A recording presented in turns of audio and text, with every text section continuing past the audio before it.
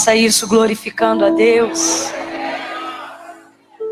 Quer comais, quer bebais, façais tudo para a glória de Deus. Eu quero agradecer ao Senhor, render graças a Ele por essa oportunidade.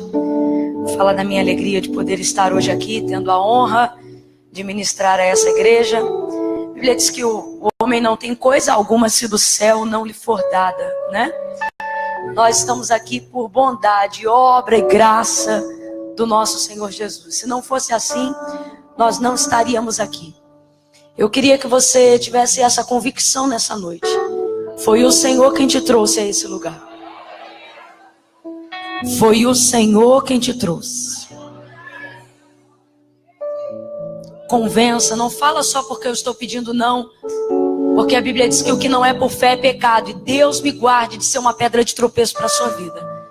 Se você não crê, não precisa. Mas se você acredita que pode ser um instrumento vivo da parte de Deus, pegue na mão da pessoa que está ao seu lado. Não faça disso um momento esquisito, não.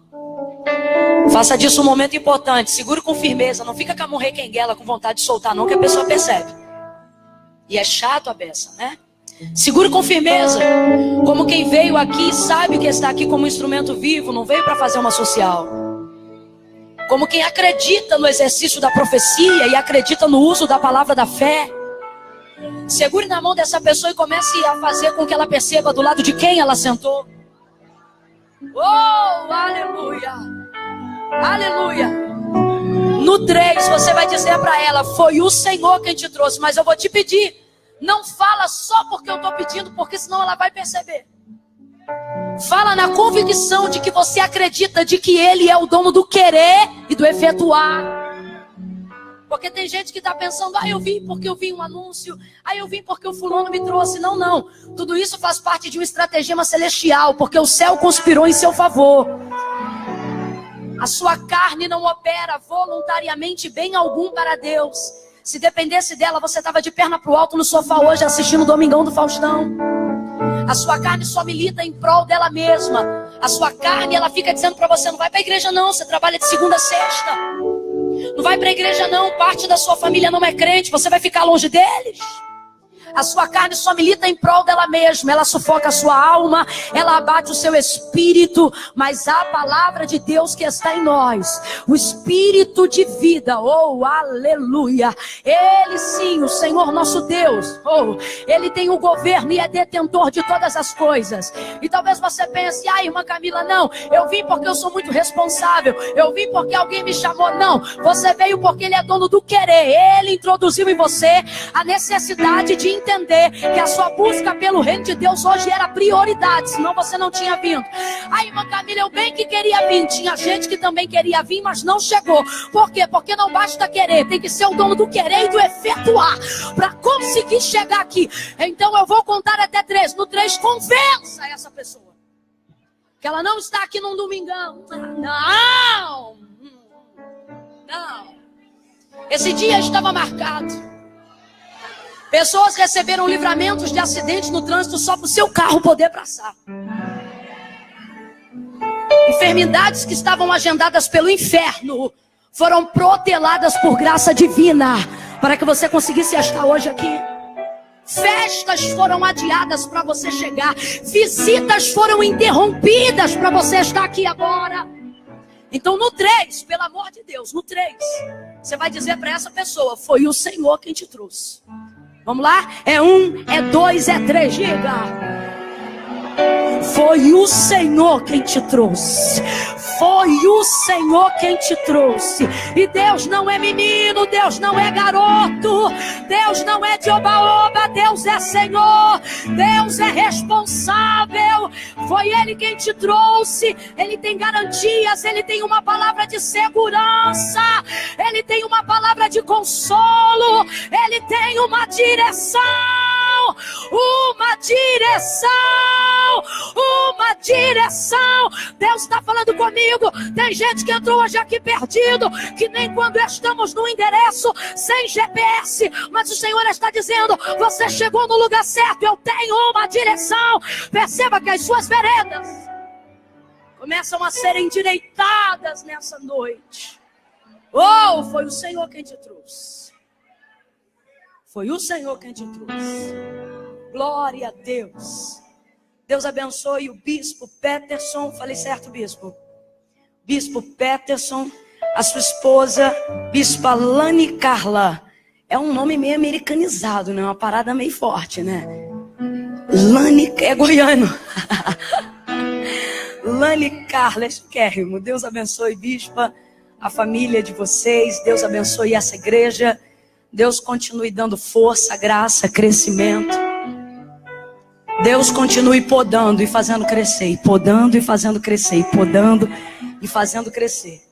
E quando alguém tentar cortar, que vocês continuem crescendo até pelo renovo do cheiro das águas, e continue crescendo, crescendo, e brotando e reverdecendo. Você recebe essa palavra? Você é dessa igreja?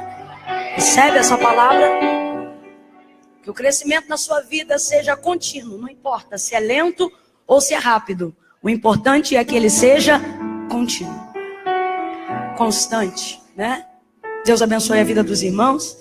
Eu quero glorificar a Deus porque já estou sabendo de uma mega novidade. Eu queria aproveitar e compartilhar com você aqui nessa noite. Vão ser nos dias 26, 27 e 28 de outubro agora desse mês. Vai estar acontecendo aqui a conferência Mulher de Valor. Você que é mulher, faça esse investimento na sua vida, na sua alma. Paulo falou uma coisa que eu queria compartilhar com os irmãos, com as mulheres. Ele disse assim, quando Barnabé tirou férias: seria muito pedir de vós que investissem em nós. Ele está falando da igreja. Quando ele diz nós, não é ele, é a igreja. Seria muito pedir de vós que investisse em nós as coisas materiais, haja vista que nós gastamos a nossa vida para investir em vós as coisas espirituais. O que ele está dizendo é o seguinte, para os ouvintes da carta. Ele está dizendo o seguinte: é muito difícil que vocês façam um investimento material naquilo que hoje é e amanhã não é em nós. Haja vista que eu pago o preço de uma vida inteira para conseguir semear em vocês coisas espirituais, ou seja, coisas que não podem ser pagas por valor nenhum terreno. Ele está falando isso, ele está reclamando, porque Barnabé está recebendo, outros apóstolos estão recebendo, mas ele abriu mão do direito de receber para dar continuidade à construção, às obras missionárias. Só que em contrapartida ele está construindo tenda de segunda a sexta e devotando a igreja apenas no final de semana. Então, tendo conhecimento de que nós estamos falando de Paulo, um poliglota, alguém que subiu até a terceira atmosfera celestial, teve revelações tão profundas, aonde mesmo ele tendo um vocabulário tão vasto, disse que não vai conseguir descrever, porque eram coisas inefáveis de serem escritas. Nós estamos falando de alguém que praticamente morreu e reviveu pelo poder da oração. Estamos falando de alguém que adorou depois de ter sido açoitado e viu uma cadeia inteira no pátio inferior tremer e não destruir nada, abrir só tramela. Estamos falando de um homem experimentado, e ele está instruindo as pessoas da seguinte maneira: não retenham em investir materialmente em mim. São palavras de Paulo. Não retenham de investir materialmente em mim, só porque aquilo que eu invisto em vocês não é material. O que ele está dizendo é o seguinte: o que eu invisto em vocês não tem preço, mas tem valor. Não seria muito pedir de vós que investissem em mim preço? Por que eu estou falando isso? Eu não tive nem tempo de conversar com a bispa, mas eu vi aqui que tem inscrição e eu não sei quanto que é. E sinceramente, quando a nossa prioridade é o reino de Deus, o preço é o que menos importa, o valor é o que mais importa. E quando eu digo valor, eu estou falando daquilo que não pode ser pago, eu estou falando daquilo que não pode ser estipulado. Eu estou falando sobre os dias que eu acredito que em oração essas mulheres têm regado para o dia 26, 27 e 28 de outubro. Então você que é mulher, dê prioridade para o reino de Deus. Procure hoje um banner como esse e veja como é que você faz a inscrição. Veja aí na sua agenda onde é que você vai estar no dia 26, 27 e 28 de outubro. Irmã Camila, eu não posso estar os 3 dias. Vem um. Vem no primeiro, vem no último, vem no meio. Mas não deixe de vir. Priorize isso. Ai, irmã Camila, eu vim despreparada hoje. Eu conheço esse despreparo. A gente também vai despreparado para o shopping. Ninguém vai para o shopping para comprar uma roupa. Mas quando chega lá que a gente gosta, a gente passa cartão, a gente negocia, a gente parcela, a gente conversa. Por quê? Porque na verdade, A gente se programa para tudo que é prioridade. Ai, eu não vou mais achar um sapato igual a esse. Ai, mas uma blusa igual a essa é só essa. Aí você diz assim, moça, tem outras, é a última. E vai lá e compra, né? Agora no que tange ao reino de Deus, quando é a casa de Deus, você diz que não é, mas é porque na verdade não é sua prioridade. O problema é que quando a alma está em frangalhos, você entende que aqui deveria ser o lugar dos seus primeiros recursos e não dos seus últimos, né? Então faça isso hoje. Eu quero aproveitar e dar essa palavra às mulheres. Veja o que é necessário para fazer a inscrição da conferência Mulheres de Valor. Valorize-se, se ame, dê uma chance para você mesma, tá bom? Só a mulherada diga amém. Amém. Glória a Deus. Abra comigo, assentado mesmo como você está, no Evangelho do Senhor Jesus. Segundo escreveu Lucas, capítulo de número 22. Queria agradecer o nosso tecladista de todo o coração. Mas eu tenho uma dificuldade de concentração muito grande. Mas você fica aí sentado para eles não pensar que a gente brigou. Tá bom? Você fica aí. Glória a Jesus. Aleluia. Oh, aleluia. Glória a Deus. Irmãos, na verdade, abra em Gênesis 37. Não é pegadinha do malandro, não. É porque Lucas 22 foi o que eu preparei. Lucas 22 foi o que eu separei. Lucas 22 foi o que eu acreditava ser o que deveria ser para essa noite até o fim. Mas quando eu entrei, que eu sentei ali, Espírito de Deus despertou essa palavra. Eu confesso aos irmãos que, inclusive, é uma palavra muito antiga. E ele trouxe a meu coração como se ela fosse de hoje, aqui agora.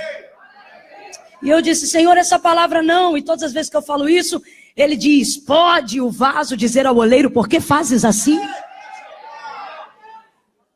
Então, qualquer coisa você reclama na gerência. Gênesis 37. Aqui não foi o que eu separei. Aqui não foi o que eu vi. Aqui foi a necessidade que ele viu. Glória a Jesus. Ah, deixa eu só aproveitar, se não me esqueço. Eu queria dizer aos irmãos que eu trouxe alguns materiais, são camisas. Camisas que o Senhor me permitiu confeccionar com o selo desse ministério que ele me confiou. E ele me deu uma direção porque eu não queria fazer de maneira nenhuma. Eu não queria que fosse apenas um movimento comercial. Graças a Deus, o Senhor tem me abençoado muito até aqui e eu não tenho nada do que reclamar. Mas eu reclamava de algo que eu mesma poderia fazer no que tange ao campo da obra missionária. Eu fui ordenada missionária durante 12 anos. Eu procurei trabalhar e servir em tempo integral em toda a área da eclésia e do campo evangelístico. Culto ao ar livre, assistência social, reforma de casa, acompanhamento diário. Eu procurei devotar a minha vida a isso antes de ser levada a esse campo da itinerância.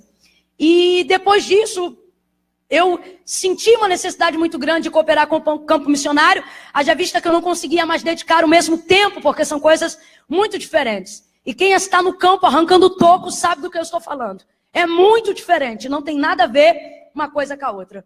E eu me sentia muito aquém disso, pensando o que fazer. E aí foi quando o Senhor me autorizou a fazer a venda dessas camisas, contando com a colaboração dos irmãos. Então elas visam tirar uma verba significativa, eu ainda não posso tirar toda.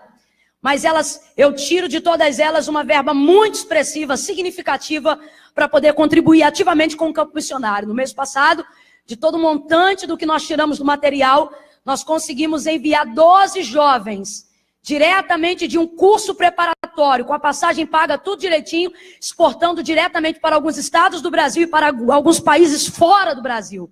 Jovens preparados, ávidos, solteiros, com sede de alma. Aleluia. E isso a gente não faz sozinho. A gente faz com a ajuda da igreja. Então, eu queria que você soubesse que quando você estiver adquirindo qualquer um desses materiais, você não está apenas de longe, não, mas você está entrando diretamente comigo no campo missionário. Colocando diesel no barco de alguém, subindo caixa d'água numa igreja, fazendo banheiro, colocando piso, levantando famílias, tirando pessoas da margem da miséria, tá? Então essa, por exemplo, de tudo que vocês adquirirem hoje aqui, extraindo para uma área muito carente do sertão da Bahia, para poder saciar a fome de famílias que estão morrendo de fome. Vou falar de novo, o que você adquirir hoje, você vai estar comigo enviando uma oferta para uma área do sertão da Bahia, onde famílias estão morrendo de fome. É inacreditável saber que dentro do nosso país existem estados onde o governo não entra e pessoas estão morrendo de fome. Eu não estou falando de uma, nem duas ou três, não. Estou falando de famílias onde uma mãe de 6 filhos perde 3 por desnutrição, ausência de comida, de água potável. Então o que você adquirir hoje, você está entrando comigo diretamente no sertão da Bahia, tá bom? Tem uma aqui que eu estou contando com a colaboração dos irmãos, dos homens. Camisa do leão, tá bom? Tipologia muito importante para nós. Aquele que foi como cordeiro e ressurgiu como leão. Eu costumo dizer que só tem preto e ele tá de cara fechada porque isso é para cabra macho. Isso é para homem brabo, rapaz. Então se tu é macho daquele que segura o cinto, é para você. E tem uma outra para as mulheres não ficar de fora, porque elas também são leoas. Você não dá mole para essas crentes, não. Tem uma cara de princesinha, mexe com os filhos dela só pra você ver. Tá aqui, ó. É uma bata feminina. Pra você que gosta de usar calça, fica bem decente. Tapa tudo aí, fica uma gracinha, tá bom? Do jeito que Jesus gosta e os maridos aprovam. E tem essa outra aqui, que é a virtuosa de azer, pra quem não tem medo de ser feminina. Tá? Toda no rosa, purpurinada, no glitter. Eu costumo dizer que isso aqui é para aquelas irmãs que não têm medo de ser. São para aquelas que saem, se eu não botar, vão falar de mim, se botar, vão falar também, então que dê motivo para isso. E aí, essa virtuosa de um tempo para cá, ela se tornou um protesto silencioso. Uma maneira da gente também manifestar a nossa expressão, nossa liberdade de expressão contra o discurso feminista. Me preocupa perceber o quanto as mulheres têm se sentido seduzidas pelo discurso feminista. Haja vista que ele fala do empoderamento da mulher. O problema é que o discurso feminista não fala só do empoderamento da mulher, mas para alcançar esse empoderamento, ele quebra uma série de bases e princípios da palavra de Deus. Princípios esses que nós vivemos e estamos aqui até hoje graças a eles. Eu não acredito em fórmula mágica da felicidade, irmão, não acredito. Nunca acreditei, nem antes de ser crente. Depois de me converter, então, aí mesmo que eu não acredito. Para mim, felicidade é respaldada na palavra de Deus, porque todo modismo, todo discurso, todo tradicionalismo, toda modinha passa. O que permanece é a palavra de Deus. Por que as pessoas têm gana na mudança e na transliteração de todos os textos sagrados? Porque este livro tem regido a regra da humanidade até hoje. Você vai perceber que antes de Cristo, estou falando do Novo Testamento, tudo que hoje o pós-modernismo está querendo colocar dentro da nossa sociedade, colocar, por exemplo, o pedófilo como um nível de educador, colocar o estupro como um nível de liberdade, trazer a prioridade de direitos a relacionamentos homoafetivos em detrimento de héteros, tudo isso, na verdade, isso já existia no Império Romano muito antes. Isso na Grécia era totalmente comum. O que hoje você se escandaliza, por exemplo, em ver uma pessoa tendo ato sexual na rua, é um atentado contra um pudor, um crime, né? Passível de prisão. Naquela época era totalmente comum. Os templos eram abertos e os deuses, as pessoas que adoravam, por exemplo, a deusa Azera, que ganhou profundidade na época dos caldeus, dos cirofenícios, dos gregos, elas eram prostitutas cultuais, as sacerdotisas. As portas ficavam abertas e todo tipo de sodomia acontecia a olho nu. Nós falamos, por exemplo, da adoração a Moloque, onde Moloque era adorado queimando crianças. Isso é falando a grosso modo. A bacia de bronze ou de prata, na verdade ela ficava disposta, o fogo ficava embaixo daquilo que tipificava um ventre, e as crianças eram colocadas ali, e a parte de cima da bacia era tapada. Na verdade elas não eram mortas queimadas, era muito pior, elas eram mortas cozidas, e isso era natural, e precisava, vai escutando aí, precisava respeitar a liberdade de expressão de cada cultura. De desgraça. E aí me vem para cá hoje, aí o que aconteceu? Isso foi sendo levado com muita liberdade. Não apenas em tribos, em culturas nativas. Quem está me ouvindo, diga amém. Mas isso era levado em toda a região, porque a Grécia era a princesa do conhecimento. Sem medo de errar, 90% dos nomes que existem hoje aqui nesse culto estão dentro do grego. Até aquilo que nós lemos no Novo Testamento para chegar mais perto do conhecimento foi escrito em grego. Nós estamos falando de uma cultura helenista. Nós estamos falando dos modernos, dos grandes pensadores. Sócrates, Platão. Nós estamos falando de uma cultura onde todo tipo de relacionamento afetivo e sexual era totalmente normal e precisava ser respeitado, porque ele era integrado, ensinado e disciplinado por grandes cabeções da época. Só que o texto vai dizer, oh aleluia, o texto vai dizer que um menino se nasceu, aleluia, um filho nos deu, e o principado está sobre os seus ombros. Vai ouvindo aí.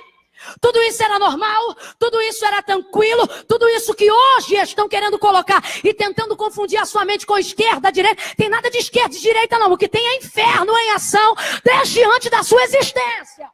Desde antes de Sócrates, desde antes de Platão. Eu estou simplificando porque Deus está mandando aqui. E vem agora. Tudo isso, irmão, mas tudo isso vai ser abalado dentro do sistema romano. Quando Roma é abalada, a Grécia também é abalada. A Bíblia vai dizer que não eram poucos os gregos que se convertiam, mas... Porque quem é inteligente de verdade diz que conhece a Deus. Mas quem é mais inteligente ainda quer viver Deus. Começaram a se converter. Jesus vem à terra. Vai andando. Vai desfazendo as obras do mal. Ele diz, para isto se manifestou o Filho do Homem, para desfazer as obras do diabo. De que obras Jesus está falando, irmãos? Ele diz que o mundo jaz no maligno. Esse governo estava na mão de Satanás. Por isso tudo isso era comum. Por isso atesta-se o uso da cultura para tentar trazer essa aprovação.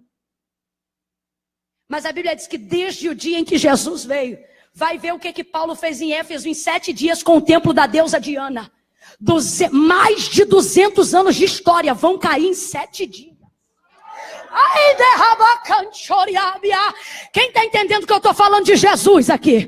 Quem está entendendo que eu estou falando do poder de Deus aqui? Aí é por isso que alguém vai fazer uma escrita, vai trazer um artigo em uma revista de influência brasileira e vai dizer, gente incômoda, os incomodados que se mudem, ou Diana se curva, ou Éfeso se curva, ou a sociedade aprende, ou a gente que incomoda vai continuar dizendo que Jesus é o Senhor e desfazendo as obras do diabo. Essa gente morena sabe quem é Deus.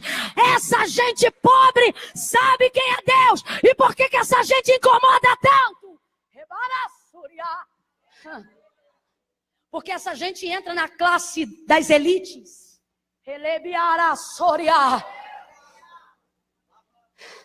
Porque essa gente começa a entrar em círculos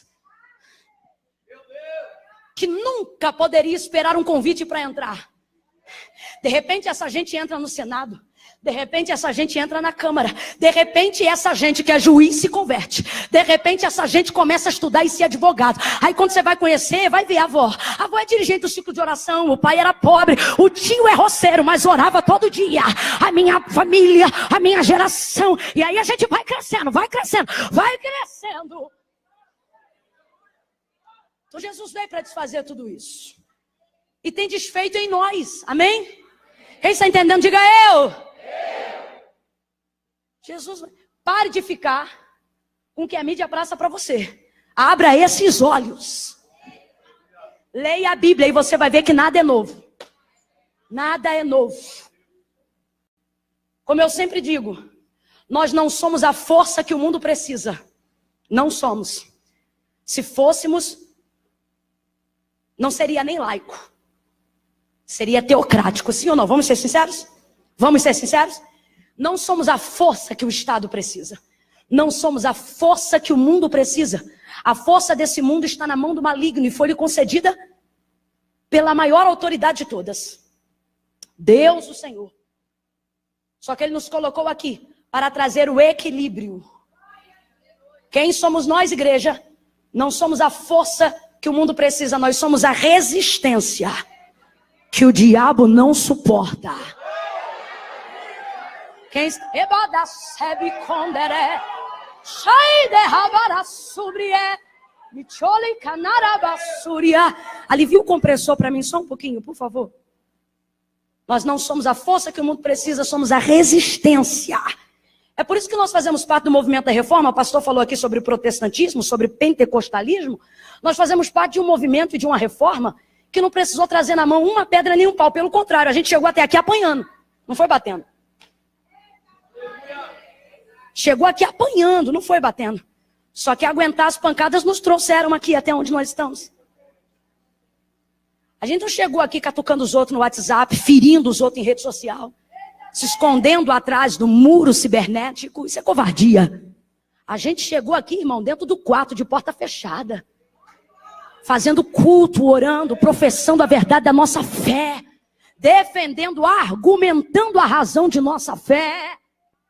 Quem está entendendo, diga amém. Então não me leva a mal, não. Essa centelha que quer fazer protesto aqui, quer fazer protesto ali e não resolve nada, isso é fogo de palha. Você não quer doutrina, você quer status. Agora, se você quiser falar do poder de Deus, ser a resistência que o mundo precisa para que o caos de Satanás não tome conta de tudo enquanto a igreja estiver aqui, nós precisamos nos posicionar em oração, combatendo esses modismos. E agora eu me dirijo diretamente às mulheres, porque como mulher, eu preciso falar que está sendo perceptível que muitas de nós estão se sentindo seduzidas com o discurso feminista, por causa do empoderamento. E não faça cara de que não gosta de poder, não, que a gente gosta. A gente aguenta assalto é por causa disso. Porque a gente gosta de poder. Mas a gente quer para a nossa vida todo o poder que a palavra de Deus nos garante. Bota sua mente para funcionar. Essa falta de insubordinação, de insubmissão feminina, essa revolta que não pode botar a barriga no fogão, mas você quer, que não pode lavar uma roupa, que não pode passar uma camisa. É porque está pensando que eu sou tapete, você não está percebendo. Mas você está seduzida com o discurso feminista. Esse destempero está afetando você. Nós sempre fomos articuladas, não porque fomos servas, mas porque a gente conseguia se desdobrar dos dois lados, sim ou não? A gente acorda cedo, bota as crianças para a escola, faz uma arrumação em casa, deixa a comida congelada, vai fazer faculdade, pega no estágio, sai do trabalho, entrega a mesada, pega as crianças, chega em casa, escova o cabelo, toma banho, passa perfume, mete o salto, amarra a cinta e vem para o culto. É assim ou não é? A gente não chegou aqui com fraqueza, com corpinho mole, rejeitando os serviços do lar. Não, não. A gente chegou aqui dando conta do recado. E aí agora estão querendo trazer o selo da submissão, estão querendo associar a submissão a tapete, e você está acreditando. Só que submissão é uma coisa, ser tapete é outra coisa. Ele não disse para que esteja nem do lado e nem atrás, como algumas pessoas dizem. Os machistas têm medo de dizer que é do lado, e aí eles colocam atrás. Os mais coerentes procuram dizer que é do lado, mas na verdade não é do lado nem atrás. O texto diz assim, para que esteja como o quê? Diante dele. Não é atrás nem do lado. É na frente, mas não é na frente, é de frente. Ela anda na sua frente como escudo. É como se ela andasse de ré, na confiança de que ele é o olheiro. Ela protege, ela guarda, ela cuida, mas ela confia, ela obedece, ela segue a regra. Então não é atrás porque não é depois, não é do lado porque não é igual. Cada um tem a sua função. E aí esse discurso feminista está arrastando uma multidão. São mulheres fazendo motim dentro da igreja, determinando, só vem quem elas querem, só fazem o que elas querem, só porque são maioria, acham que podem sobrepor a masculinidade do homem. É uma série de liderança doente, porque quer ser bem sucedida na igreja, mas não consegue manter a submissão dentro do lar. A coisa está ficando tensa e você não está percebendo. Quando você agia com mais simplicidade, você tinha menos crise existencial. Sim ou não? Sim ou não? Então vamos corrigir isso aí. A submissão, ela é bíblica e ela existe em todas as áreas. Todas as áreas. Se você é ovelha, você é submissa ao seu pastor. Se você é esposa, você é submissa ao seu marido. Se você é funcionário, você é submisso à sua chefia. E assim sucessivamente. Que perturbação, gente, de achar que ser submissa é ser otário, é essa? Ah, irmão, mas a gente tem que lutar pelo nosso lugar. Deixa eu falar um negócio para as mulheres cristãs. Nós conquistamos esse lugar, não foi ofendendo as pessoas, não. A gente chegou aqui pagando o preço de silêncio para poder ter a oportunidade de falar. Aí hoje vem pegar o microfone e quer meter a marreta em todo tipo de masculinidade. E adora aqueles elogios, né? Ai, irmão, é por isso que Deus tem levantado as mulheres, porque os homens estão uma cambada de frouxo. O Senhor te repreenda. Você não está percebendo que Satanás está querendo quebrar a régua que Deus levantou para abençoar as mulheres? Aqui, ó, presta atenção. Quando, há 20 anos atrás, numa noite de domingo, o culto que chamamos de oficial e principal, na nave da igreja, uma mulher tinha a oportunidade da principal ministração da noite. Vamos lá, não precisa ir muito longe não. Qualquer um aqui que tem depois dos 25 anos de idade sabe do que eu estou falando? Lembra aí aonde? Nem comunidade, nem em nenhuma outra igreja, nem em nenhuma outra denominação. Não tinha. Não tinha. Sim ou não? Quando alguém dava, ainda tinha que ser aqui embaixo. Não podia subir. Quem lembra disso? Estou falando besteira ou estou falando a verdade? Chegamos aqui com sabedoria. O pessoal quer falar de força para fazer. Eu quero ver ter força para calar. Porque a gente chegou aqui pagando preço de silêncio. E aí agora estão querendo quebrar a régua. Para quê? Para colocar a gente de novo lá no final da fila. E alguém está dizendo, tem que lutar pelo nosso espaço. Aí eu te pergunto, você compra um sapato que não é teu número? Compra. Tu vai na loja, você veste 40 e você diz assim, me vê aí um 36. É assim? Não. Porque você não compra o que não te cabe, sim ou não? Sim ou não? Que preguiça do cão é essa, sim ou não? Sim. Sim. Então que maneira lutar espaço, irmão? Meu espaço está em Deus, meu lugar está em Deus. Minha terra está em Deus, o lugar que eu ocupo é o centro da vontade de Deus. O que Deus tem para mim é meu. O homem não pega, nem o bicho não come. Está na mão de Deus. Então eu queria convidar as mulheres. A virtuosa, fica de pé aí, André, que eu já te devolvi. É essa ali que a Andréia está usando. É um protesto silencioso. Mas Camila, você está fazendo isso tudo para vender camisa? Não, não estou. Até porque eu sei que tem gente que não vem e não está preparado. Pode sentar, Débora, obrigada. Mas é porque eu queria ver as mulheres posicionadas. Porque essa balela de internet não está resolvendo nada. É um protesto silencioso? É, mas é um protesto. Porque a gente não faz barraco, mas sabe mandar recado. Então é um protesto. Então eu queria dizer a mulherada, vamos nos posicionar. Aí, mas agora que a irmã falou, eu nem quero mais, porque senão, sei lá o que vão fazer comigo na rua. Vai que essa aí vai para a internet, não sei o quê. Ou você é cristã, ou você é feminista. Mas Camila, a irmã está totalmente errada. Totalmente. Eu tenho direito à minha liberdade de expressão. Exatamente, você tem a tua, eu tenho a minha, a oportunidade está comigo. E ou você é cristã, ou você é feminista. Irmã, eu posso ser os dois. Não, você pode querer, agora ser não vai ser não. Eu devo 10. Eu devo 10 reais na venda do João. 10 reais. Tem que pagar 10 reais. Só que eu só tenho uma nota de 5. Eu vou lá e coloco na nota. No 5 faço uma bola e meto um pauzinho para botar um. A minha nota de 5 está escrita agora que ela é de... O João vai aceitar? Vai pagar a dívida? Assim é tudo aquilo que você quer que seja, fazendo uso da liberdade de expressão sem respeitar o direito. Você quer, mas não vai ser. Você vai pregar, mas não vai ser. Você vai falar, mas não vai ser. Você vai ter que pensar que tem crédito, mas não vai ter. Você vai querer respaldo, mas não vai ter. Quem está entendendo, diga amém. Amém. Então é isso, minha gente. Tem que ser posicionado. E não é como a gente quer, é como está escrito. A Bíblia ainda é um manual prático de regra, vida e fé cristã para nós. Não adianta de, mas esse não é de particular interpretação, é o que está escrito e ponto final. Quem está entendendo, diga amém. Então, para as mulheres é um protesto silencioso.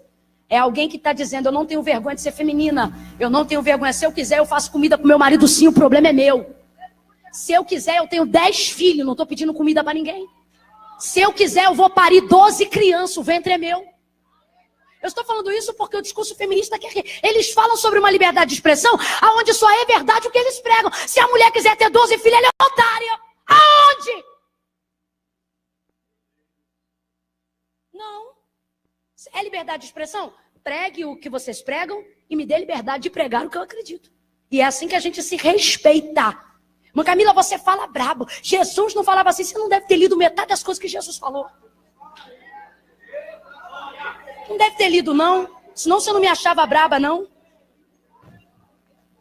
E é isso aqui. Eu falo porque falo alto, porque é meu jeito de ser enfática. Mas você não vai me ver tacando pedra. Você não vai me ver sendo indiscreta, fazendo exposição em rede social. Pode entrar nas minhas redes sociais aí. Você não vai ver escândalo, porque tem uma galera, é denúncia, nada, escândalo pra noiva, não vai ver nada disso, mas aqui é nosso, tá fechado, é com a gente. Eu tô explicando porque o meu desejo é que nós cresçamos na graça e no conhecimento, e não permitamos com que a nomenclatura, a mudança de nomes engane a intenção de Satanás, que é confundir as pessoas, principalmente os cristãos. Quem tá entendendo, diga amém. Então é isso, o crente tem que ser posicionado. Mano, não vou coisar não, que eu não gosto de confusão. Se não gosta de confusão, se posiciona. É por isso que o mundo tá uma confusão. Porque o povo não se posiciona, quer ser tudo. Quer ser tudo, não sabe nem o que é mais. Quando tu é posicionado, não tem confusão. Ou tu é, ou tu não é, ou tu faz, ou tu não faz, ou é sim, ou é não. Esse negócio, aí é que confunde a parada. Gênesis 37.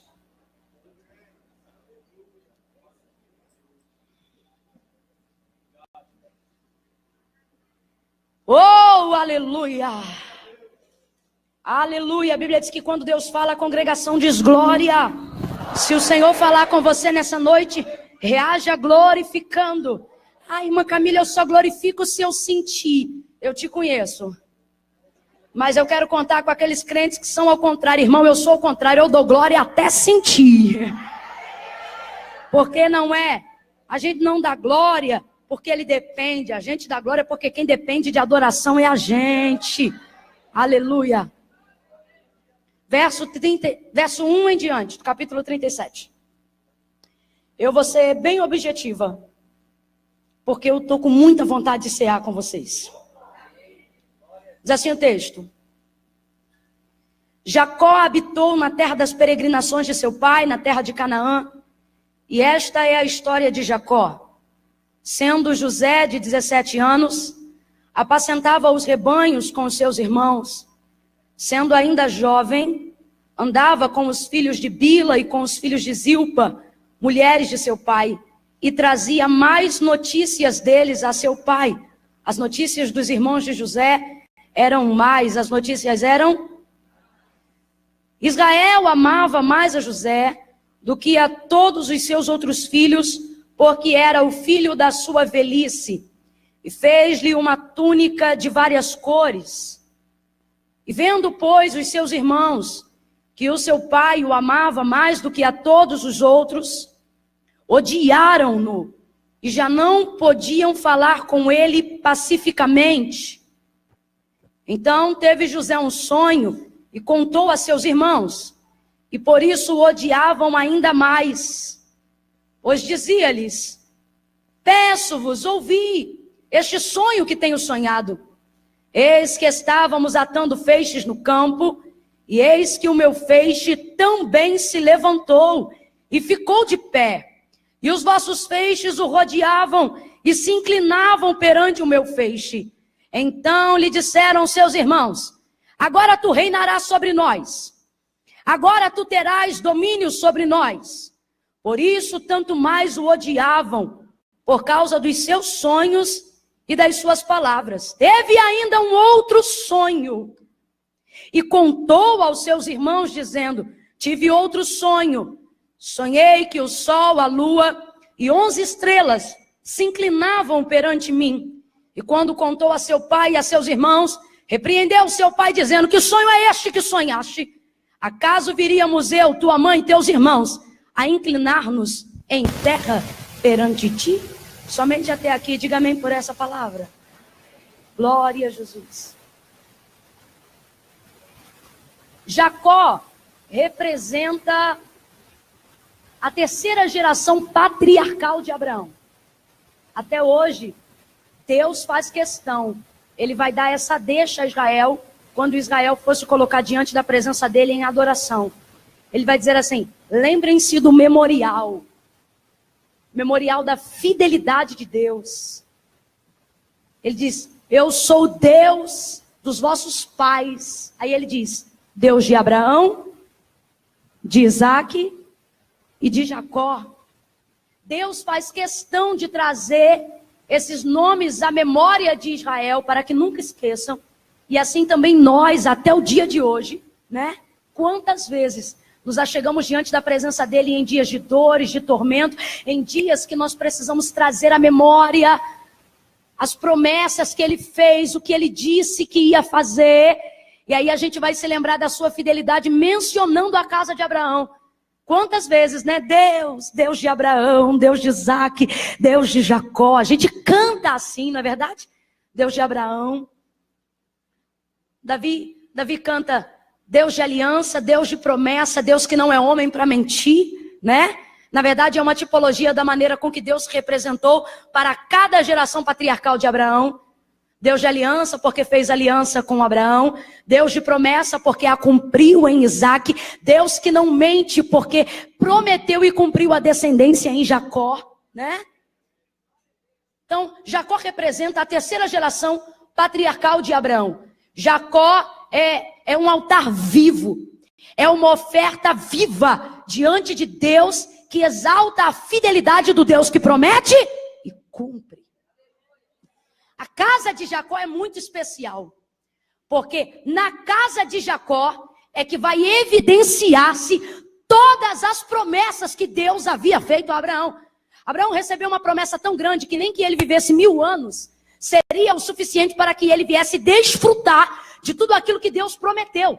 Deus prometeu coisas a Abraão que vão além da quantidade de anos de uma vida.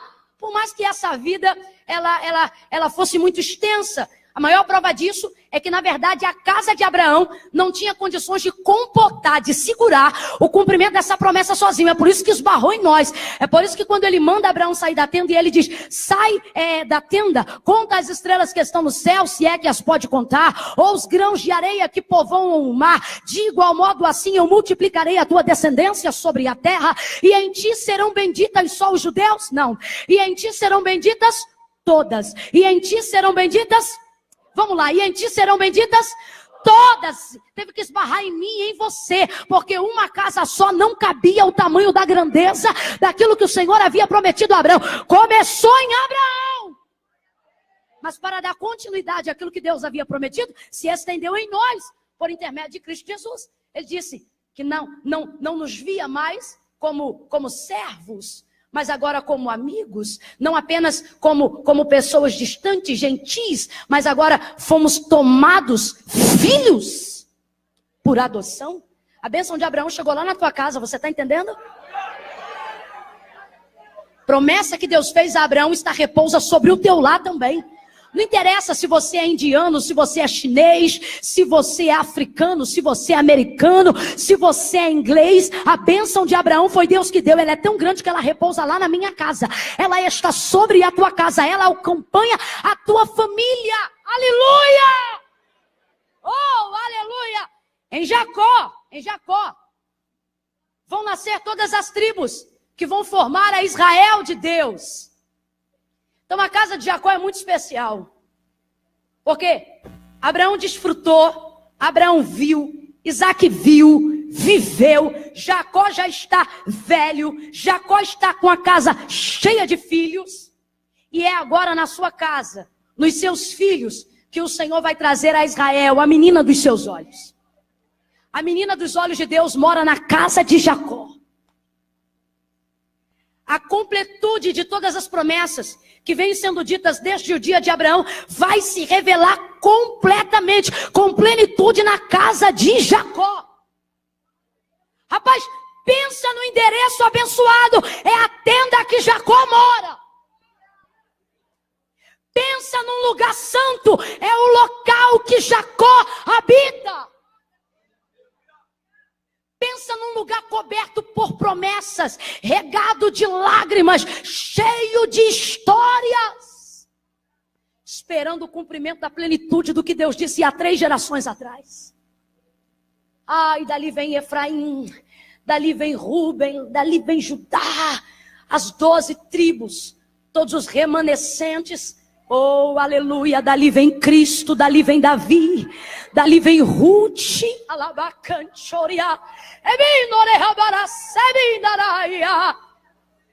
que casa, dá uma olhada para o teu irmão e diga, que casa, oh, diga, que casa, agora olha para ele e diga, tá aparecendo lá em casa, tá aparecendo, quem te olha assim não diz, mas se soubesse a quantidade de promessas que você é portador, oh, aleluia!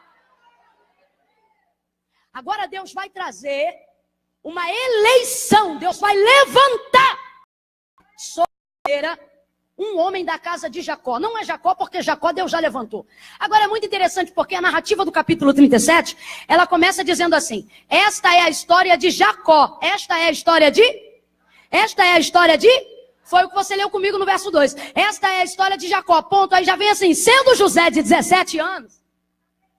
É engraçado, porque o texto diz que a história é de... E não para de falar de José até o capítulo 45 do livro de Gênesis. Mas a narrativa do texto diz que a história é de... Mas não para de falar de José. Até o capítulo 47 é José. Mas diz que a história é de Jacó. Porque às vezes quando o Senhor nos confia algo, ou confia algo a quem conhecemos, ou confia algo a quem reconhecemos, como nós, por exemplo, que reconhecemos a Abraão, a Isaac, a Jacó, a história é deles, mas se completa em outros filhos. Eu quero que você redobre o seu entendimento, porque eu não vim pregar de José, eu vim dizer que você é o José de Deus. Eu vim dizer que em você está a continuidade das bênçãos que o Senhor nos garantiu por intermédio da sua aliança a Abraão. Entenda como isso é forte. Não adianta você querer pisar em Israel e não entender isso. Não adianta você querer subir no Sinai e não entender isso. Deus te trouxe aqui para te dizer, não adira apenas à cultura de Israel. Ai, tome posse também das promessas que chegaram em nós por intermédio de Israel. Agora Deus vai levantar um moço na casa de Jacó. Ele diz que a história é de Jacó, mas ela só fala de José. Algumas histórias, para serem contadas, precisam de alguns personagens que não estavam na história.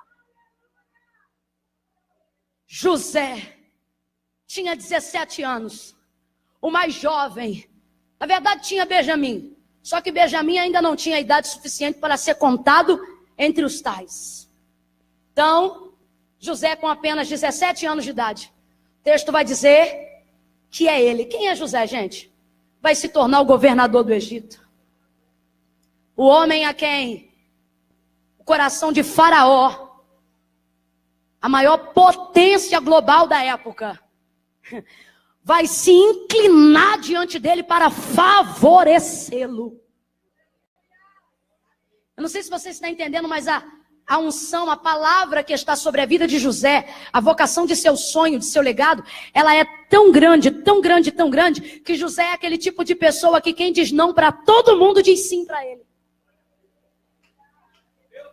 Eu quero crer que o que repousa sobre a tua casa é tão grande que não tem porta que ficará fechada quando você chegar. Eu quero crer que o que Deus confiou sobre a sua casa é tão grande que não tem semblante que vai ficar fechado quando você mostrar essas canjicas e começar a rir debaixo da graça de Deus. Eu estou declarando da parte de Deus que uma unção irresistível. Eu nunca falei isso, mas estou sentindo de liberar isso hoje aqui. Uma unção irresistível. Eu estou sentindo de falar de novo. Uma unção irresistível vai repousar sobre a tua vida para você ver o cumprimento das promessas que estão sobre a tua casa. Os grandes vão se inclinar a você, os poderosos vão te chamar de amigo, os governos da terra vão abrir as portas para você. Aonde o dinheiro não entra, você vai entrar. Orabai do rebaracé.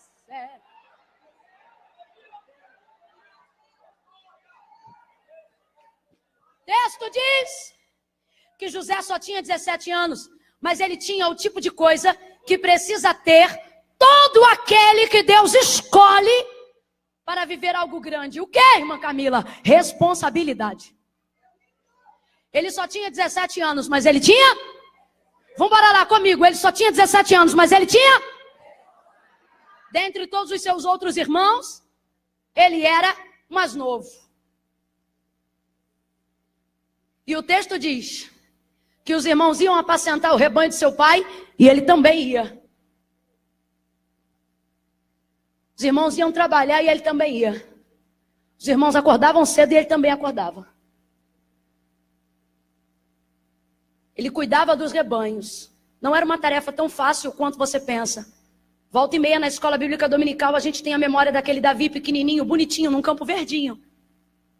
Com um cajado gostoso e umas ovelhas felpudas. E a gente pensa, que maravilha ser pastor. O campo não é assim. A gente trabalha com o lúdico para as crianças aprenderem. Na real, a maioria das ovelhas eram criadas em desertos. Por isso que Davi vai falar de pastos como quem fala de oásis, porque era coisa rara. Achar grama verde em terra seca. As ovelhas não são tão felpudas, elas são teimosas e cabeçudas. Por isso ele vai dizer que pegava o óleo e introduzia pela narina, porque elas costumavam colocar o bedelho em animais mortos, em coisas que não deviam, e as moscas entravam, faziam depositório no cérebro, e a maioria das ovelhas morria de loucura. Porque os vermes lhe comiam a cabeça e elas começavam a ficar. Então Davi, sendo um bom pastor, pegava o óleo, ungia na cabeça, introduzia nas narinas, colocava em volta da boca, para que quando elas visitassem qualquer carniça, qualquer animal morto, a mosca não tivesse acesso pelo poder do azeite, pelo poder do óleo. Eita, pastor bom! É pastor que unge a cabeça das ovelhas! Né? Mas não era uma obra fácil de se fazer. José era pastor de ovelhas. Precisava se usar um tecido fino e leve para aguentar o calor do deserto, mas ao mesmo tempo era necessário levar consigo uma manta ou uma mochila carregando pelo menos alguma coisa parecida com um lençol, porque na virada da tarde, se uma ovelha perdesse, você precisava continuar procurando, porque você deveria a elas a responsabilidade do pão diário da casa. Então não se podia perder a ovelha. Então era difícil. A terra era seca, a sandália ficava barrenta, o pé ficava rachado, como disse o pastor aqui. O suor comia no lombo e o sol batia pesado no quengo.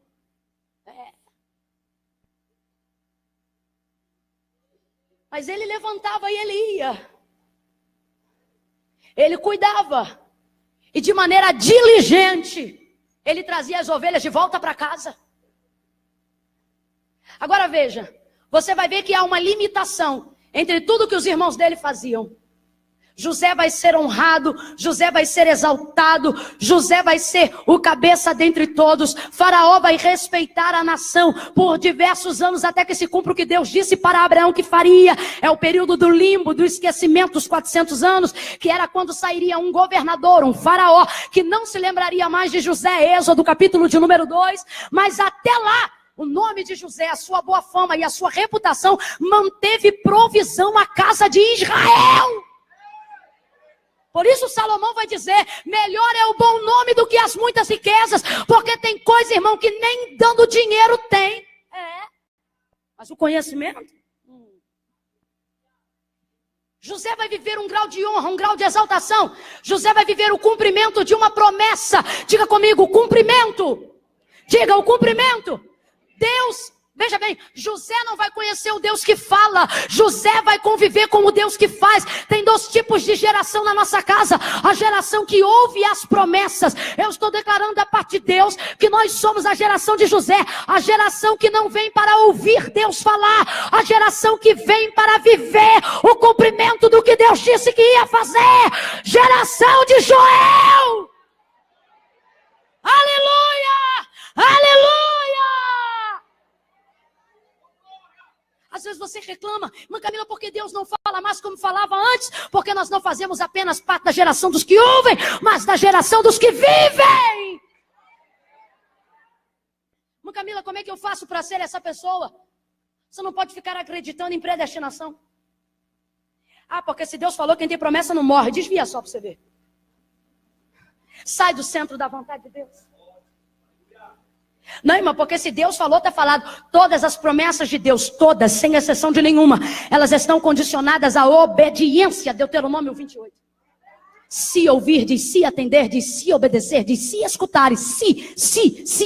Só tem uma promessa que não está condicionada à obediência. O cumprimento dela vai se dar independente de fé, independente de obediência. É a promessa do juízo, é a promessa do arrebatamento. Se crê, ele vem, se não crê, ele vem. Se obedece, ele vem, se não obedece, ele vem também. Se acredita, ele vem, se não acredita, ele vem. Se está direito, ele vem. Se tiver errado, vem também. Essa não depende de obediência.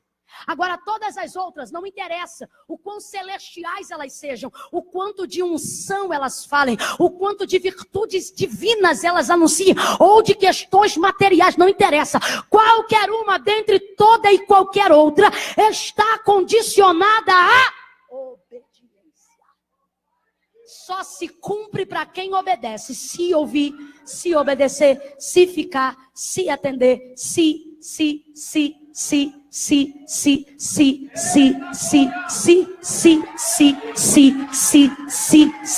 e se. Porque você não conhece minha avó, menina?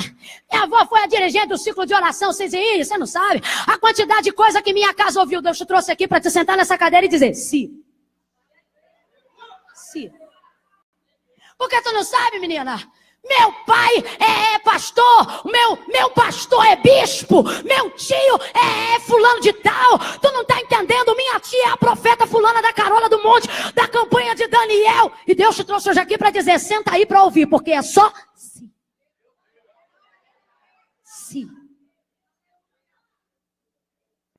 Eu queria que você entendesse que a escolha de Deus sobre a vida de José não faz parte de predestinação, faz parte de vocação.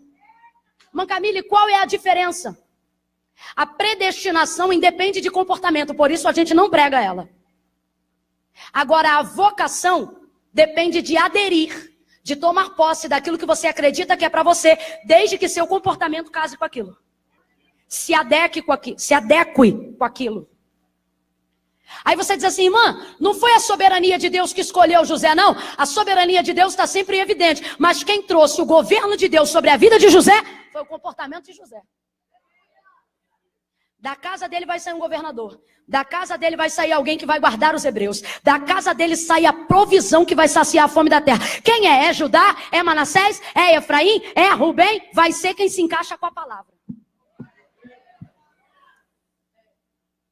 Aí quando você olha para o texto, olha o que o texto vai dizer. Sendo ainda jovem, andava com os filhos de Bila e com os filhos de Zilpa, mulheres de seu pai, e trazia má notícia deles a seus pais. Eu não sei o que os irmãos de José faziam, mas tem uma coisa que eles faziam, que José não fazia. E não fazia porque não tinha que fazer, porque as coisas eram mais. Então veja, primeira coisa, a quem Deus escolhe para viver o cumprimento das promessas que Deus fez. Alguém que tem responsabilidade. Para quê? Para não fazer só o que os outros fazem. Eu quero aqui afirmar nessa noite que Deus não escolheu José por causa daquilo que ele fazia. E fazendo isso a gente joga o poste ídolo da pós-modernidade, da meritocracia, né? Que tudo é mérito. Por terra agora. Hoje aquele não se ergue. Não tem meritocracia. O que tem é um comportamento que obedece à palavra de Deus. Não era o que ele fazia que trouxe o selo de Deus sobre a sua vida. Porque o que José fazia, seus irmãos também faziam. Sim ou não? Ele acordava cedo, os irmãos acordavam. Ele cuidava de ovelhas, os irmãos cuidavam. Ele era pastor, os irmãos também eram. Então não é o que ele fazia. Tem uma coisa que os irmãos dele faziam, que José não fazia. Agora, sentado aí onde você está, pare para pensar. O que te segurou hoje aqui para ser o servo que você é? O que tem te segurado na casa de Deus para você acreditar no cumprimento das coisas que Deus disse que ia fazer na sua vida? O que te trouxe para aceitar, para converter-se, para entregar a sua alma a Cristo, a sua permanência em querer viver uma vida de fidelidade, em querer ser fiel ao Senhor, enquanto eu estou pregando aqui, gerar em você a vontade de ser mais crente, mais santo, mais cheio de poder, com mais virtude, com mais fé. Traga na sua memória, ela não vai se dar, ou ela não se deu na sua vida baseado no que você fez.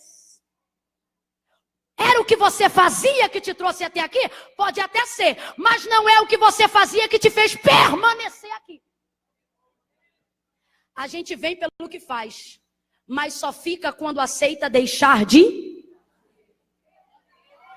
Sim ou não? Sim ou não? Eu quero que você lembre aí da sua vida agora. Sim ou não?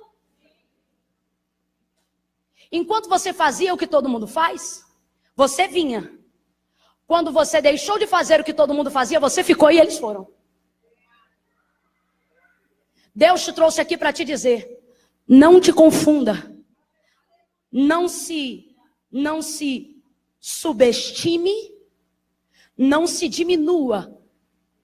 E também não se superestime. Deus está dizendo, não é pelo que você faz. Você está aqui pela sua ousadia em deixar de fazer.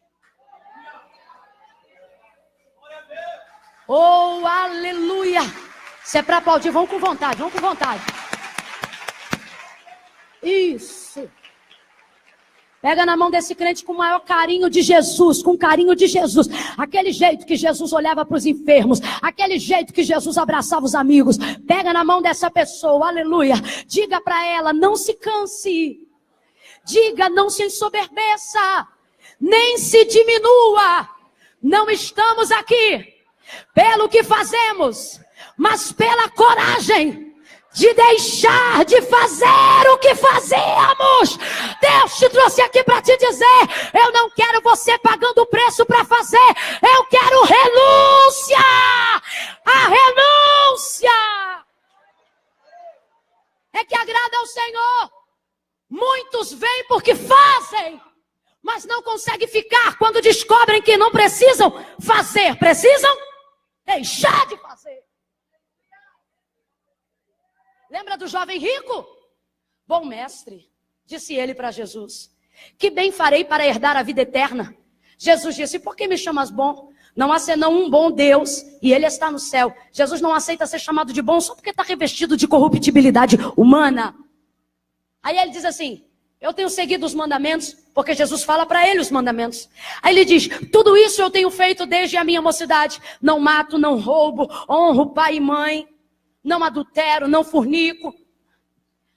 Tudo isso eu faço desde que eu sou criança. Tudo isso eu faço. Tudo isso eu. Tudo isso eu. Ele quer saber como é que ele herda a vida eterna. Ele quer saber o que ele tem que. O que ele tem que. Aí Jesus diz, tudo isso você faz, né? Então faz o seguinte, pega tudo que você faz e desfaz. Jesus não está falando dos mandamentos, Jesus está falando dos bens que ele acumulou. Reparte aos pobres, terás um tesouro no céu. Depois disto, vem e segue-me. Aí o texto diz assim, e saiu da presença dele triste, porque não honrava pai e mãe? Porque não obedecia os mandamentos? Não, tudo isso ele saiu triste, porque percebeu que quando olhou para si, não tinha condições de desfazer-se do que tinha, de quem era. É por isso que em Mateus capítulo 16, verso 24 em diante, Jesus diz assim, se alguém quiser vir após mim, ele está deixando muito claro, pode vir quem? Isso, quem quiser. Só que depois ele diz, pegue a sua cruz, negue-se a si mesmo, venha após mim e siga-me. Jesus está dizendo nas entrelinhas, vem quem quer e só fica quem aguenta. Você pode chegar aqui fazendo. O que não pode é você achar que pode ficar aqui sem achar que não pode deixar de fazer. A gente vem, as nossas orações são recheadas de poder para fazer. Sim ou não?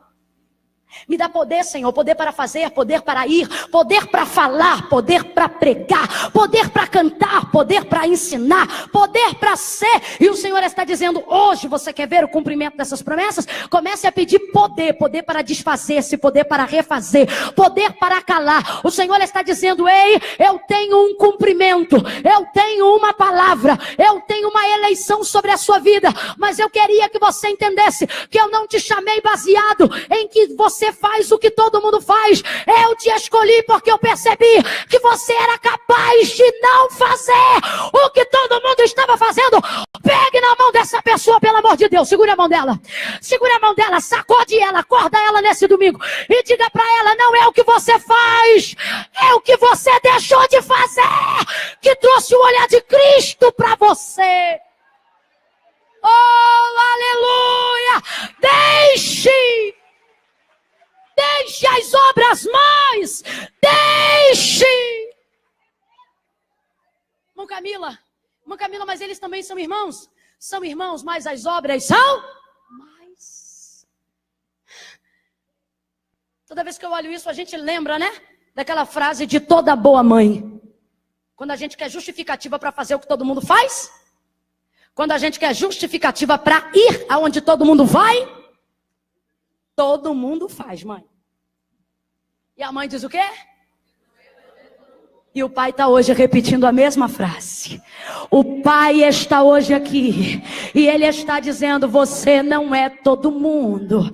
Você quer ser todo mundo? Faz como todo mundo. Vive igual todo mundo. Seja igual a todo mundo. Você quer ter eleição soberana? Você quer viver o diferencial? Você quer ser a geração que muda a tua casa? Que vira a ignição da casa? Que vira a ignição do carro? Ele está dizendo, então entenda. Você está no meio de todo mundo, mas você não é todo mundo. Deixe de fazer. José não foi escolhido pelo que ele fazia, mas pelo que ele não fazia. Pelo que ele deixava de fazer. Trazia má notícia dos seus irmãos ao seu pai. Por quê? Porque ele era X9? Quantas vezes a gente vê pregador colocando José na posição de um garotinho mimado, né? Mas a cultura dos hebreus não é assim. Você não pode ver alguém desonrando o nome do pai e fingir que não está vendo só para não ficar mal com os irmãos. Ele tinha que contar. Porque quando olhavam para o que Judá, Rubem, Manassés fazia, ninguém dizia, olha o que Judá está fazendo. Olha o que Manassés está fazendo. Não, eles diziam, olha o que os filhos de... Porque todos moravam na mesma possessão de terra. Só se dava credibilidade numa família em nome do seu patriarca. É por isso que a primeira pergunta que se fazia, tanto entre os hebreus como depois entre os israelitas, o termo mais popular, era o seguinte, de quem você é filho? Porque entendia-se que o crédito de sua vida só era respaldado pela casa de onde você veio. Lembra qual foi a primeira palavra do servo de Abraão para Rebeca? Quem são teus pais? Eu não vou levar para a casa de meu senhor alguém que eu não sei quem responde por você. Então por que José traz as más notícias dos seus irmãos ao seu pai? Porque não é o nome dos irmãos que está prestes a ser descredibilizado, é o nome de Jacó. Troque Jacó por pai, complete para mim, por favor. É o nome do? Por isso, José vai contar o que os irmãos fazem ao pai. Não é porque ele quer ser esses 9, é porque o pai não pode perder a credibilidade por causa dos seus irmãos. O pai não pode perder a credibilidade por causa dos seus. Dá uma olhada pro teu irmão e diz, conta.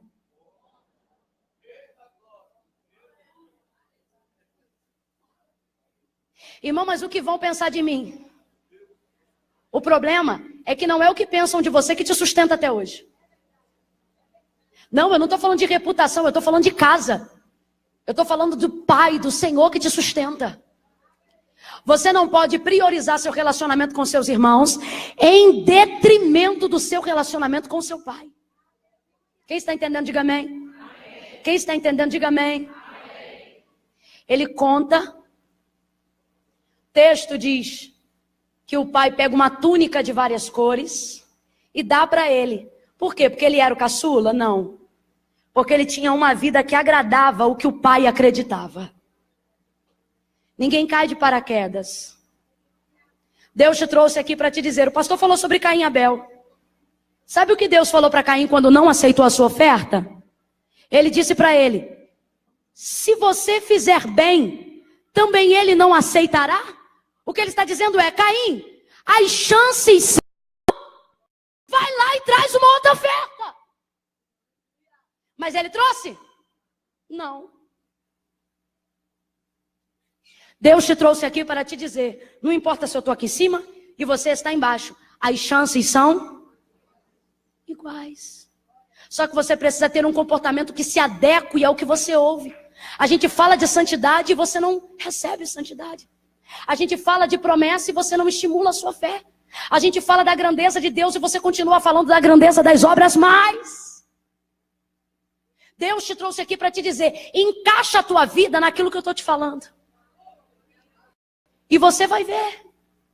Ele recebe uma túnica de várias cores. Fala da nossa vocação, do nosso ministério, do que Deus nos chamou para fazer. Deus está dizendo para você que está me ouvindo hoje aqui: eu tenho uma túnica para você. Não importa o quanto digam, o quanto discordem, essa túnica é sua. E Deus está dizendo: por que você não tem usado essa túnica? Por quê? Porque você tem priorizado a opinião das pessoas a seu respeito. Tem gente aqui deixando de comprar o carro que pode, por medo do que vão dizer. Tem gente aqui deixando de se relacionar com quem gosta, por medo do que vão falar. É gente deixando de ser o que Deus chamou para ser, só porque está no meio de gente que ainda não é. Quem não é, não vai entender o que você foi chamado para ser. Só que você não pode deixar de ser o que Deus te chamou para ser, só porque você habita no meio de pessoas que ainda não entenderam quem são. Quem é José? José é a referência que Deus levantou em Israel, para entender a que nível e a que patamar o Senhor queria elevá-los sobre todas as outras nações. Deus te trouxe hoje aqui para te dizer: pega a tua túnica e veste. Agora, essa túnica traz algumas dores de cabeça. Por causa disso, os seus irmãos vão odiá-lo ainda mais. Mas ele continua usando. O que é isso? Eu preciso priorizar o que Deus quer que eu seja. Eu não posso cantar menos do que eu canto só porque você não suporta a minha firula. Eu não posso tocar menos do que eu toco só porque você acha que meus anos de estudo foram para ser metido.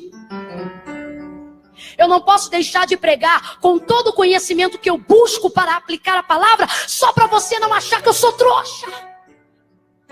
Eu vou usar, eu vou fazer, eu vou ser, eu vou celebrar, eu vou ter, eu vou pisar, eu vou entrar.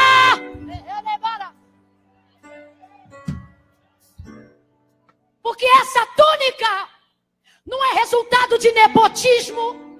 Essa túnica não é resultado de politicagem. Esta túnica não é resultado de sucesso midiático. Esta túnica é resultado de um relacionamento entre eu e o Pai. Entre eu e o Pai. José recebeu essa túnica porque ele priorizava seu relacionamento com seu pai, a despeito do que seus irmãos pensavam. Eu não vim dizer que a casa de Jacó é tipologia de igreja. Esquece isso. Tem nada a ver. Eu vim falar que a casa de Jacó é tipologia da nossa casa, do nosso ministério e da nossa vida. Nessa noite, tem gente que pegou a túnica que o pai deu, botou numa gaveta, porque não quis encarar a sociedade, vendo os problemas que essa túnica te gerou. É gente que foi chamado para cantar, mas não canta. Foi chamado para pregar, mas não prega. Foi chamado para ser um influenciador de opinião, mas não opina. Foi chamada para exercer governo, mas não governa. Foi chamado para impactar hostes espirituais no poder de Jesus em oração, mas não ora. Foi chamado para influenciar a igreja em adoração. Você tem um coração de Maria, você tem um serviço de Marta, mas você tem se ocultado por causa do que dizem, pela maneira com que jogam indireta, pelo jeito com que te catucam. Só que o Senhor está dizendo: ei! Não espere a compreensão de quem ainda não se entendeu. Entender você. recebe a túnica, coloca a túnica e conta o sonho. E o povo diz, olha, não conta as coisas não, conta sim. Porque o que dizem contra você não tem o poder de mudar o que Deus já decidiu ao seu respeito. Eu fecho aqui. Ele diz assim, sonhei, e eis que estávamos no campo. Os irmãos não entendem. Os irmãos dizem, os irmãos só vê quem está de pé e quem está inclinado. Mas o sonho não começa dizendo, sonhei que eu estava de pé. Presta atenção. O sonho não começa dizendo, sonhei que vocês estavam inclinados. Não. O sonho de José começa dizendo, sonhei que estávamos. A quem Deus vai levantar? Qual é a pessoa que Deus levanta para exaltar? As pessoas que conseguem sonhar, começando o sonho com a palavra, estavam. Sonhei que estávamos no campo. Ele não disse eu estava. Ele não disse vocês inclinados. Ele não disse apenas eu de pé. Ele começou o sonho dizendo, o sonho era meu, mas vocês estavam nele. O sonho era meu, mas vocês estavam nele. Eu estava no campo e vocês estavam comigo. Pegue a mão dessa pessoa que está do seu lado. Pergunta para ela, tem lugar no seu sonho para mim? Deus está dizendo, porque se tiver, eu não tenho dúvida que você é a pessoa que Deus vai levantar nesse tempo. Eu não tenho dúvida que você é a pessoa que Deus vai levantar na sua casa. Um filho que dá lugar para sua mãe, uma esposa que dá lugar para o seu marido, um marido que honra a sua esposa, um pai que inclui os seus filhos, um irmão que inclui os seus irmãos. Tem lugar no seu sonho para mim? Se tiver, fica de pé.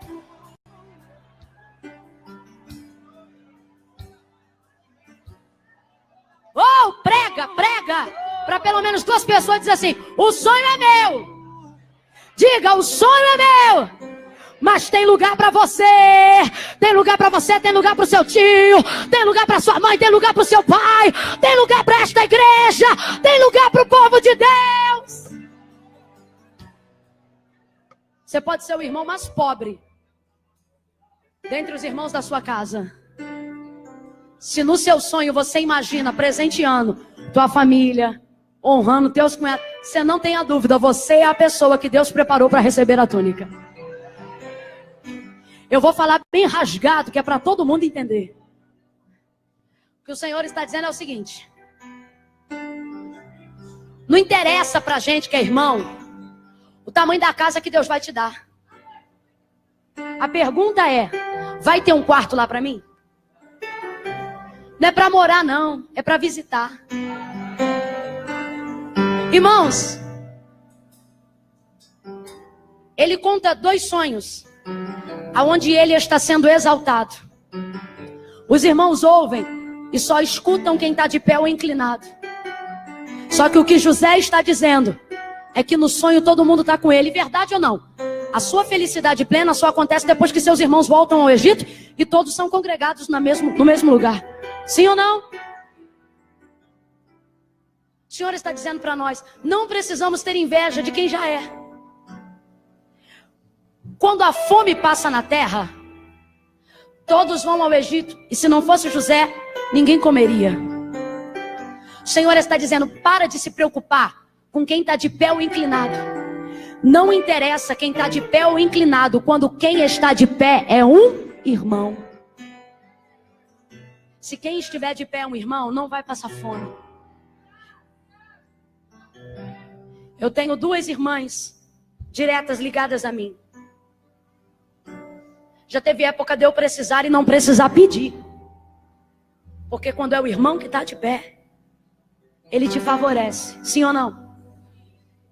E a gente nunca trouxe na memória quem estava por baixo ou quem estava por cima. Porque a nossa oração era que Deus mantenha de pé alguém que tenha um coração de irmão. Eu não estou nem aí se a casa de 2 andares que ele vai dar é para você ao invés de mim. Que ele te dê. Que tenha piscina, churrasqueira, sauna, hidromassagem. A pergunta é, Quando tiver confraternização dos jovens, vai deixar a gente na pendenga, correndo atrás de sítio capenga? Ou vai abrir a porta da tua casa e vai dizer, vem pra cá, porque a casa é minha, mas a confraternização é nossa. A casa é minha, mas a alegria é nossa. Eu não tenho problema nenhum de que Deus te dê um carro zero ainda este bem. Eu não ligo, eu me alegro. Principalmente se eu andar a pé. Irmã Camila, Deus me deu um carro. Fala aí, que carro você quer? Só um exemplo. Hã? Ninguém quer nada? Range Rover. Pode ser Evoque? Que Deus dê para a irmã ali uma Range Rover. Uma Evoque. Irmã Camila, você vai ficar triste? Não. O carro é dela, mas a carona... Eu não me incomodo se Deus der um carro para você. A pergunta é, tem lugar para mim no teu carro? Quando o culto acabar, você vai fechar o vidro e fingir que nunca andou a pé comigo? Ou você vai abrir o vidro sabendo que passa perto da minha casa e não vai me dar carona? Tem lugar no teu sonho para mim? Pergunta de novo, tem lugar no teu sonho para mim? Tem lugar no teu guarda-roupa para mim? Tem lugar nas tuas finanças para mim? Tem lugar nas suas orações para mim? Quando o céu abrir para você, lembra do meu nome. Quando as portas se abrirem para você, lembra que somos irmãos. Oh, aleluia! Levante a sua mão e comece a orar. Levante a sua mão e comprometa-se com Deus. Comprometa-se com a palavra.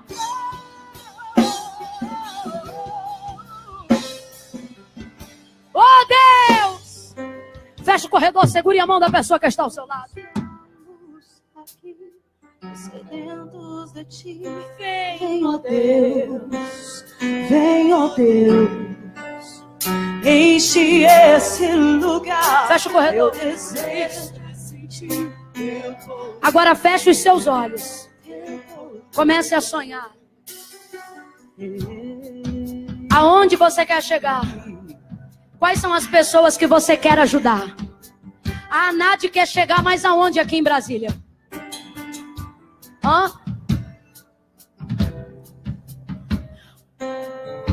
Você quer faculdade para quê? E esse diploma vai resultar em quê? E esses 4 carros são com que propósito? Uou! Essas ações que Deus vai multiplicar. E esse seu amor por Deus, pela obra, isso esbarra em mais quem? Isso alcança mais quem? Quantas pessoas estão sendo? Quantas pessoas serão alcançadas por aquilo que Deus vai fazer em sua vida? Eu quero agora ouvir a oração de netos que estão pedindo condições para abençoar seus avós. Eu queria que começassem a orar agora as filhas que querem tirar a mãe do lugar que mora. Eu queria ouvir agora os filhos que estão orando para que o pai venha concluir a faculdade. Eu queria ouvir agora a oração de mulheres por esposos, maridos. Mulheres que estão dizendo, Senhor, me dá mais condições lá na minha loja para eu poder pagar a faculdade do meu marido, do meu filho. Aonde estão essas pessoas? Comece a orar. Aonde estão os pais que querem formar filhos doutores? Aonde estão as mães? Aonde estão os jovens que querem abrir faculdades? Aonde estão as pessoas que querem entregar bolsas de estudo? Aonde estão as pessoas que querem trabalhar na assistência social? Aonde estão os donos de mercado? Aonde estão? Aonde está você? Aonde está o seu negócio? Aonde está o seu empreendimento? Traga agora em oração. Senhor, eu quero ter para fazer. Eu quero fazer para abençoar. Eu quero abrir na minha casa mais lugar para as pessoas que eu amo. Eu quero prosperar para abençoar a tua obra. Eu quero abençoar. Eu quero que a igreja tenha uma instituição de ensino. Eu quero abrir um curso teológico. Oh Deus! Então vem me incendiar meu coração. Em nome de Jesus, Senhor, faz essa obra. Recebe a oração desse homem, a oração dessa mulher aí agora. Oh Deus, recebe. Recebe, Senhor. Que essa noite o Senhor possa virar páginas, mudar histórias, prosperar abundantemente, colocar os teus filhos sobre governos terrestres.